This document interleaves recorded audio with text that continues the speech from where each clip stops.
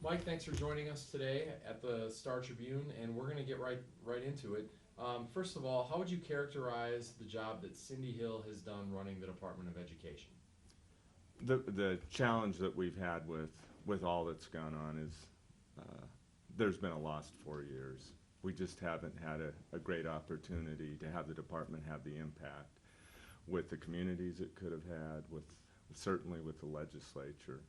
And the problem is that when you get into that point, then rather than it kind of being a sail on the boat, it's really more of an anchor. So there has been innumerable problems that have come out of this. And it's an opportunity, though. If there's one really good thing, is that citizens, parents, communities, employers are more interested in education than they've ever been before. And that's the lemonade out of the lemons.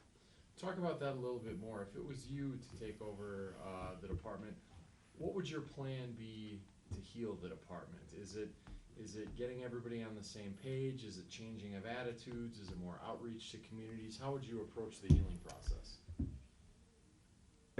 This job is one of managing technical experts. When you really look at education, it's as complicated as any business that I've been associated with. And the challenge that you have then is the leader of that organization needs to be somebody that has a good sense of people, of employees, of how you manage a workforce, of being able to understand that these folks have to give you the answer that you're going to use because they know more than you do.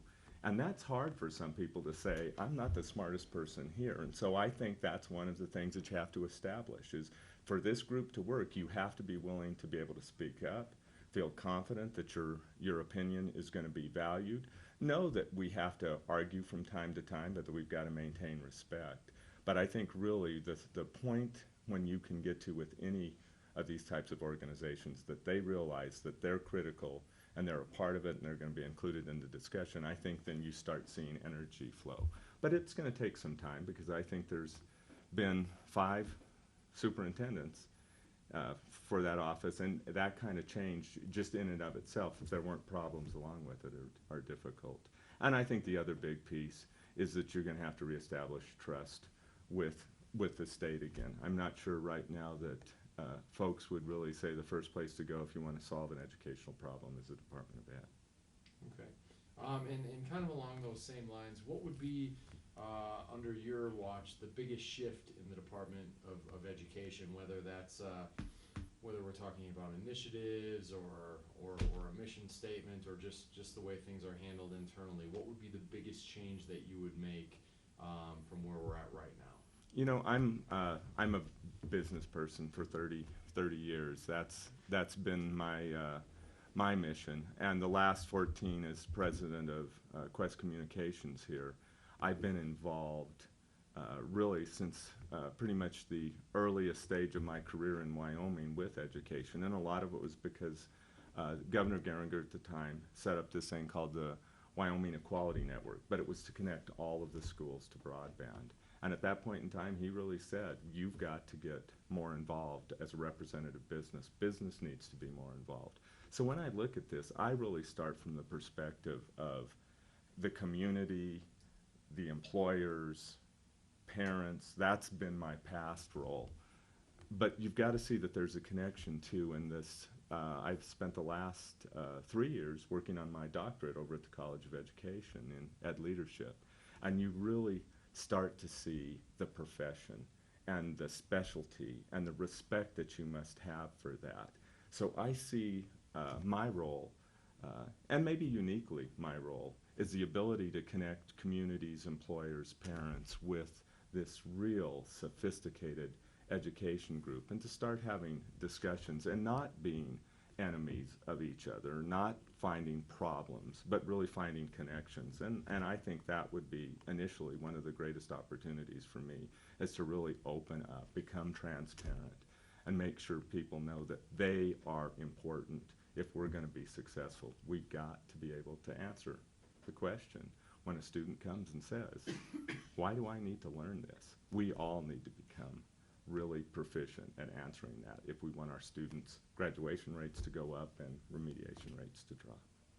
You brought up your business experience a little bit. Maybe walk our audience through your experience in running multi-million-dollar companies or running a large organization or dealing with large staffs. What have been the key experiences that you've had, because those are parts of this job as well? Right. I think one of the things that you realize at some point in time that you can't be the expert, you can't be the smartest person in the room, because there's just too many topics for one person to have that knowledge. So you really start understanding that you're a team leader, that you really do have to evaluate the folks that you have and get them, as that old saying is, on the right seat on the bus. How do you make sure that you're getting the best out of those folks? You also have to understand that as in any president or CEO, you have a budget and you have constraints and ways you can spend it.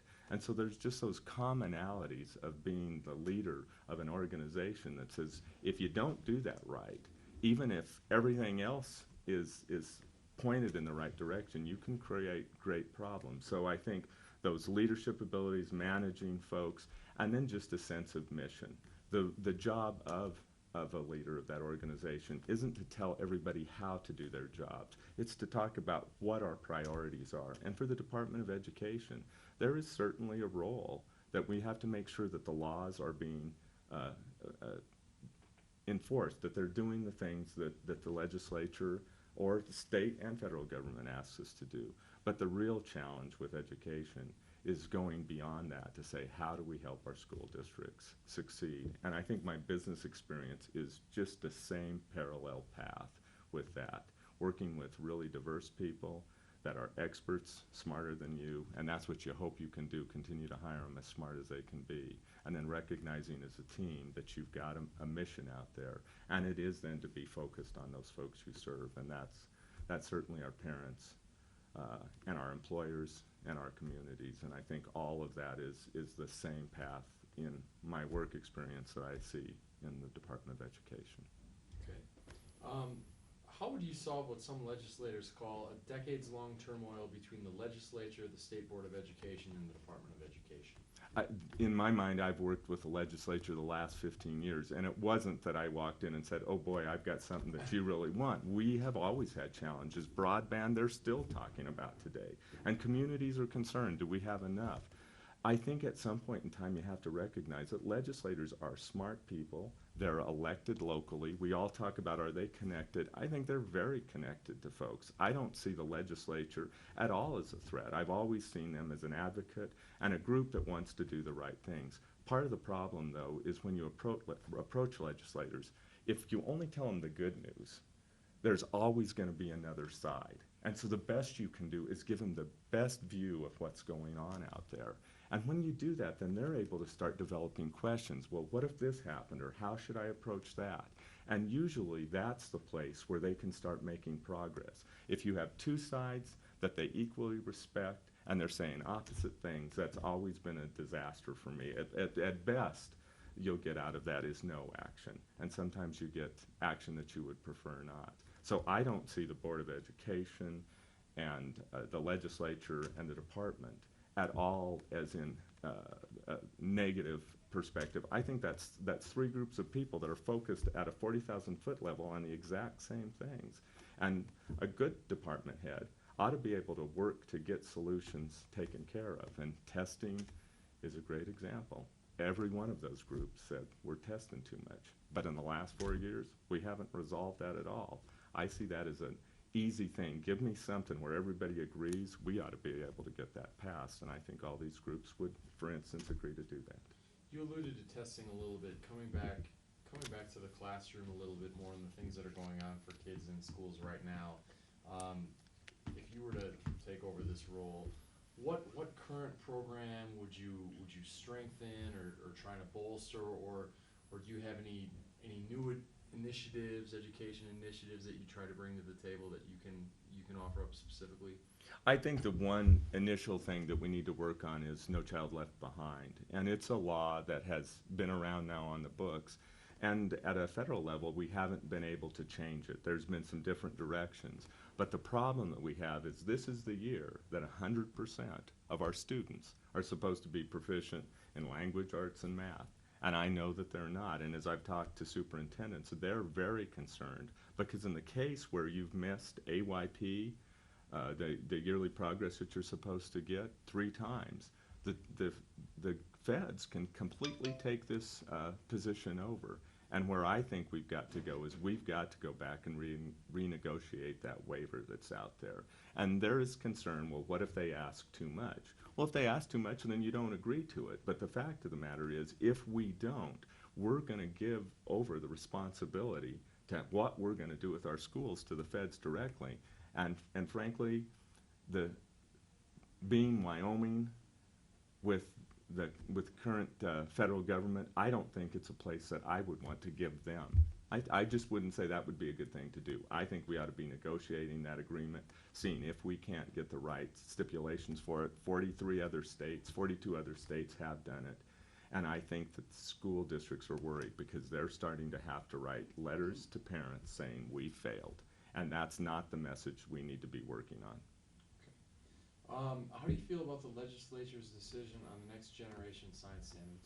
You know, part of the problem with the next generation is we're always going to have conflicts. Parents are not going to agree about things, whether it's the climate control or climate change. We can't afford to have a standard that's 10 years old, and most often it takes 3 years to get a new standard established. So is it 13 years old? I don't have a cell phone that's close to being that old. I don't have a computer that's close to being that old. The science standards need to change, and I think we could have worked through those 2 issues that seem to be the predominant issues about problems about this, so that we could get a new science standard established.